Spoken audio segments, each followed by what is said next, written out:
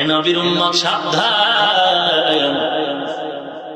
ঘটনাটা ছেড়ে গেছি, বলতেছিলাম গাইবের মালিক আল্লাহ।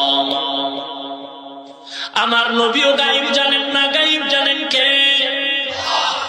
রাস্তা দিয়ে চলছে, হঠাৎ করে নবী বলেন দাঁড়াও, সাহাবায়ে কেরাম দাঁড়াও, কবরের ভেতরে আযাব হয় আমি নবী দেখতেছি, দাঁড়াও দোয়া করি আযাব মাফ হয়ে যাবে।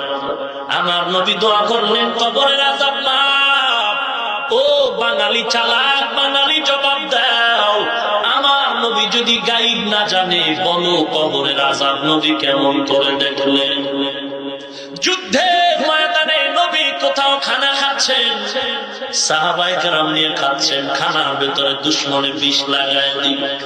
একজন সাহাবা জায়গায় খানা খেয়ে ইন্তেকাল হয়ে গেল, বিষ মিশ্রিত খানার লোকমা নবীও খেলেন। হঠাৎ জিবরাইল আমিনের আগমন, ও পয়গম্বর আর খানার লোকমা দিবেন না, খানার ভেতরে বিষ লাগানো।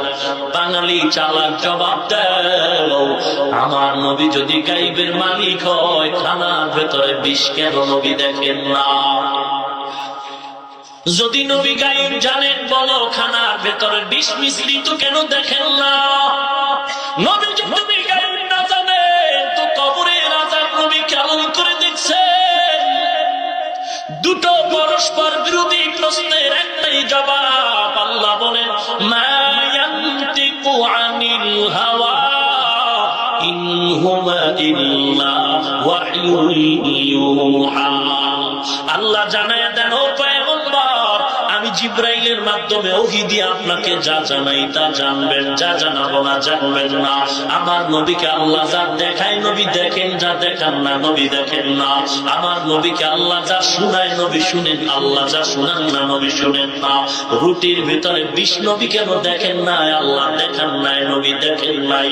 কবরের আযাব আমার নবী কেমন করে দেখছেন? আল্লাহ দেখাইছেন, আমার নবী দেখেছে।